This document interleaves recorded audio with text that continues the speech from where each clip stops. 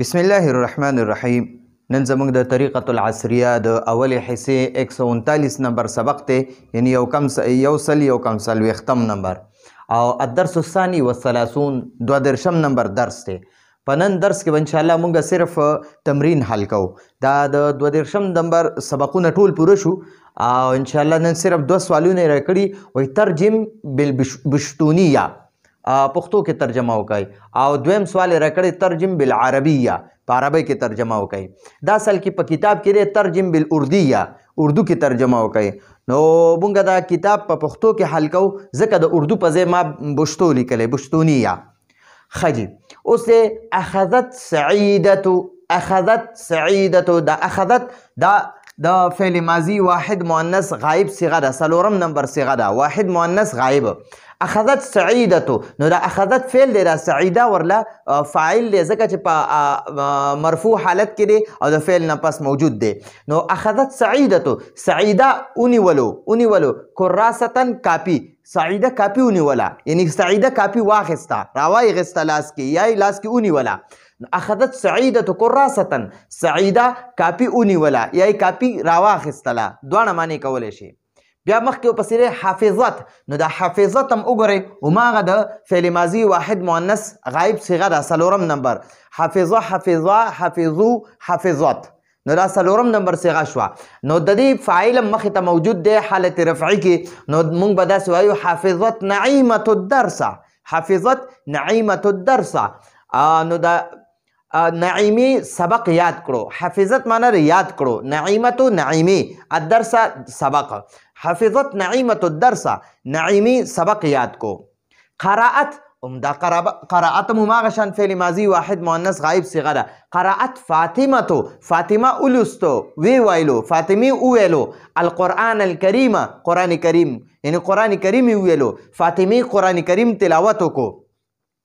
فتحت، هماغه د فعل ماضی واحد مؤنث غایب صیغه ده، د مؤنث والا 4 صیغه د فعل ماضی استعمالیږي. فتحت شاهدتو، شاهدی کولاو کړو، المحفظه، المحفظه بسته، شاهدی بسته کولاو کړه، شاهدی بسته کولاو کړه.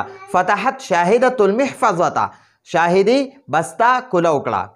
اوس مخکې وایي یا فاطمتو، ای فاطمی، ای فاطمی، هل ذهبتی الى جارتکی، هل ذهبتی، آیا تلاړی، آیا تلاړی الى جارتکی، خپل گاونډی طرف ته، آیا ته خپل گاونډی طرف ته لاړی یا ته خپل گاونډی خواله لاړی.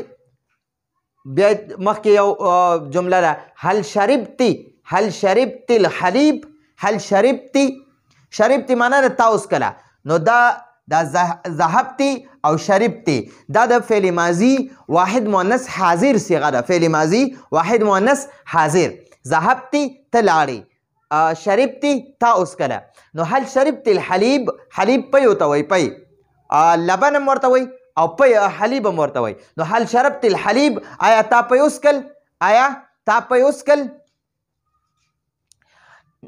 بیا مخکې وایي هل نسیتی درسکی، هل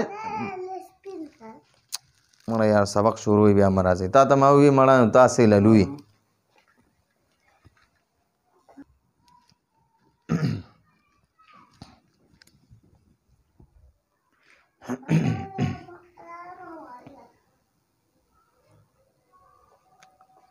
بس ته اوس خبرې مه کوه، ها صحیح ده، بس دغه خپل کار وکړه، بس بیا ځه.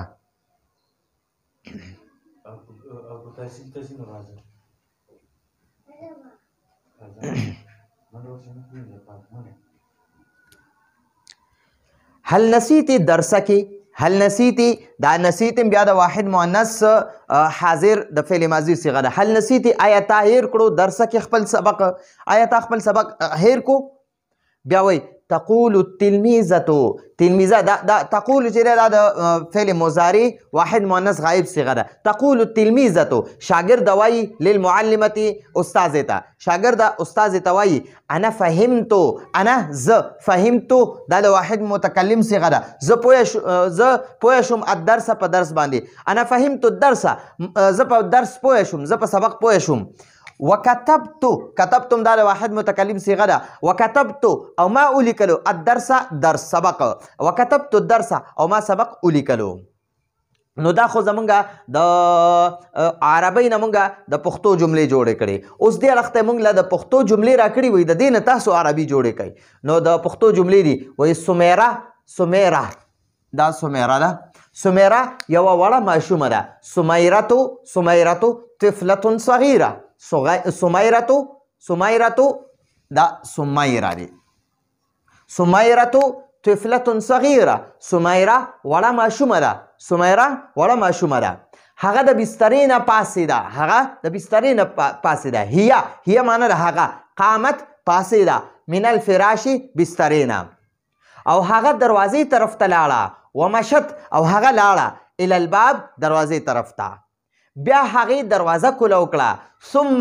معنی ده بیا فتحت هغې کوله وکړه البابه دروازه او هغه د کمرې نه بهر ووتله وخرجت او هغه ووتله من الغرفة د کمرې نه د سمیره مور د هغې بسترې له راغله د سمیره مور د هغې بسترې له راغله جاءت ام سمیرته جاءت راغله ام سمیرته د سمیره مور عند فراشها د هغې بسترې له جاءت ام سمیرته عند فراشها د سمیره مور د هغې بسترې له راله او هغې سمیره بسترې سره ونه لیده وما رأت او هغې ونه لیده رأت کې هیه ضمیر دی هغه دغې مور طرف ته راجع دی وما رأت او هغې ونه لیده سمیره سمیره علی الفراش بسترې باندې هغې بسترې باندې سمیره ونه لیده هغې زر دروازې طرف ته منډه کړه هیه معنی هغې جرت منډه کړه هغې منډه کړه هیه جرت هغې منډه کړه